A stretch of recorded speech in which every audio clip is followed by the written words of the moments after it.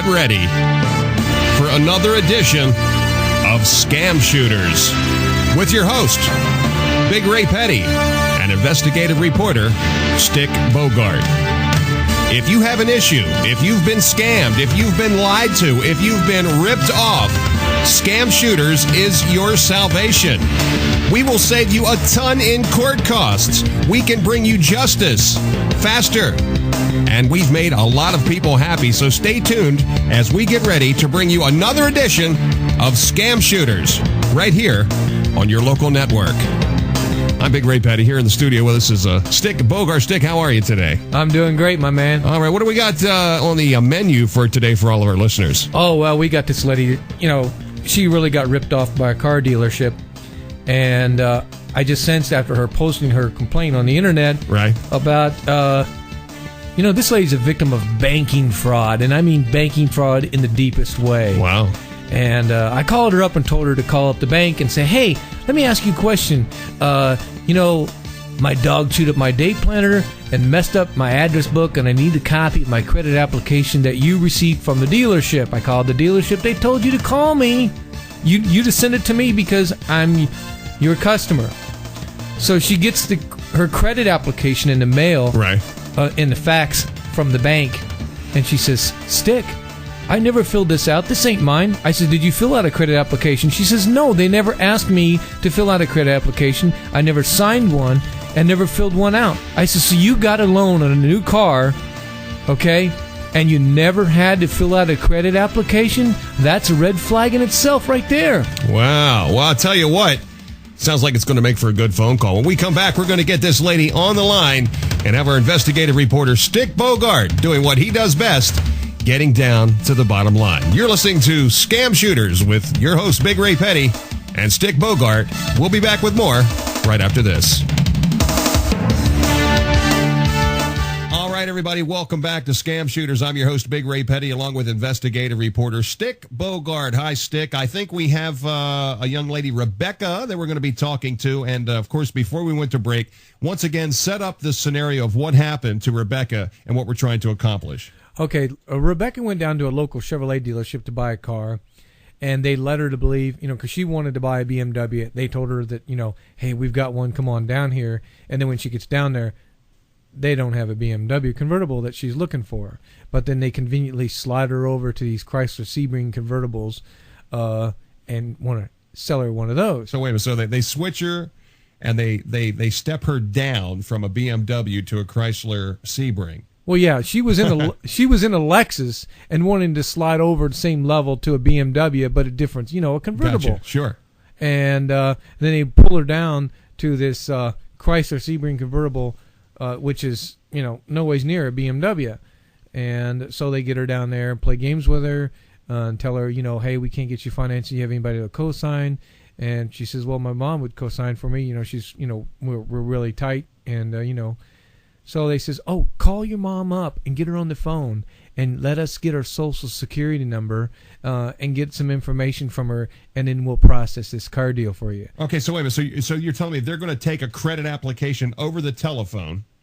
Absolutely. So let me ask you a question. I mean, isn't it true that somebody could do that posing as her mother? Yeah, the dealership didn't know who she was talking to. In my days of being an internet director at Saturn of Tempe in Tempe, Arizona, we were not allowed to take credit applications over the phone. We had to basically either get them to go to the encrypted website where it was at least something that was going to hold up in a court of law because it was coming, from an IP, or we had to have them come in. But we could not take physical information over the phone from a voice on the other end of the line. Yeah, and they never got her identification. They never even got her to fill out a credit application, sign a credit application, nor did she ever see a credit application when she appeared at the dealership to help her daughter buy the car. Wow. Well, let's get Rebecca on the line, and I believe we have her here now. Rebecca, are you with us? I am. Hi, Rebecca, and again, Stick. Of course, you know Stick. Nice to meet you. Welcome to Scamshooters tonight. Can you tell us a little bit about what he's saying? You said you were going down looking for a BMW. Next thing you know, they're switching you to a Chrysler Sebring. What was their reasoning for that? Had they already taken an application or asked for an income, or it was just because they didn't have the car you were looking for, so they just switched you off to a Chrysler? Well, they had actually haunted me for a few days to go up there, and they were trying to get me into a Sebring, but first they told me that they did have a BMW for me to look at, and that was how they got me to go up there in the first place. Now, when you say go up, you say go up there, you talking about you were shopping on the internet? Actually, no. I heard them they were advertising on the radio, a red tag event. Okay. And that they had a lot of different cars that they were getting rid of, and it was a big sale. So I called them and asked them if they had any BMWs, and that I wanted a convertible. And for the next few days, they called and called and called. I still actually have 3 messages that are on my phone from them saying that they do have a BMW for me to go look at. Okay. And when I got there, of course there were none. They said that they didn't have any there, but they were at their sister stores. But they did not have any at all. Okay. Then he asked me if I, would want to take a ride in one of the Sebrings they had.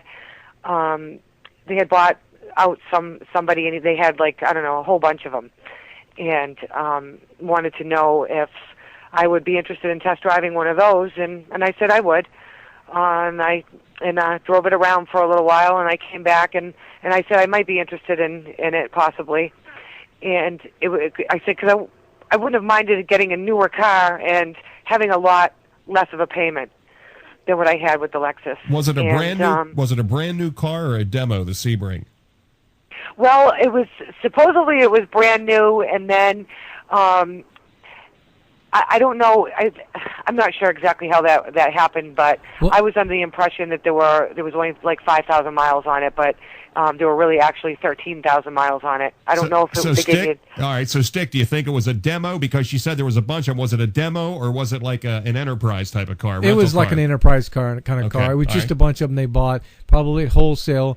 Chryslers, the convertibles don't hold a lot of value to them, and they were able to buy them, I'm sure, invest very little money in those cars once they got them on the lot. Also, on the rental cars, I mean, let's face it, they're beat to hell by people because it's exactly what it is. It's a rental car. Yeah, you use it and abuse it and then give it back to them. Okay, so, Rebecca, tell us what happened after that. So now they've got you interested in a Chrysler Sebring. What happened after that?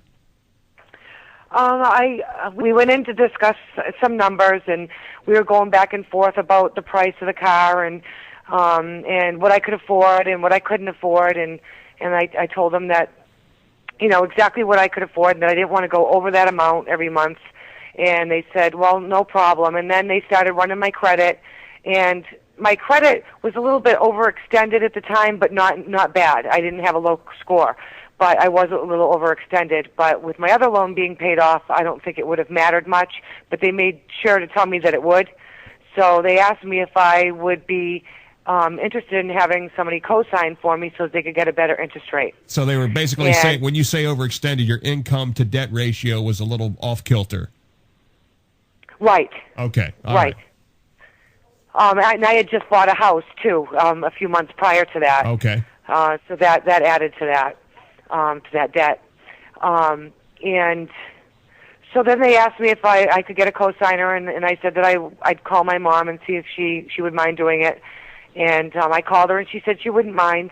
So they asked me, while I was on the phone with her, they asked me for her Social Security number and income. Okay, they asked you and not her. Yes, they asked me. I asked me to get it, so I was on the phone with her, and I was writing it down to give to the salesman, so that he could go run it. Okay, well, Stick, what do you think about that business practice right there, just getting someone else's Social Security numbers, even if it was her mom? I mean, they're not talking to her mom, they're just talking to her, give us her information type of thing. I mean, what do you think about that? Well, I think that the car dealer that's willing to do that, golly knows what they're willing to send to a bank for loan approval, what kind of documents they're willing to fraudulently fabricate, and the consumer's credit reports are at risk, because how do we know that she wasn't just giving anybody's Social Security number? Okay, so Rebecca, you gave them the information, and then what happened? He kept coming back and forth with different interest rates, different payments, what they could do, what they would give me for my trade, and this went on for a good 2 hours or more, maybe even 3. And finally they came back and, gave me what I wanted for a payment and an interest rate, and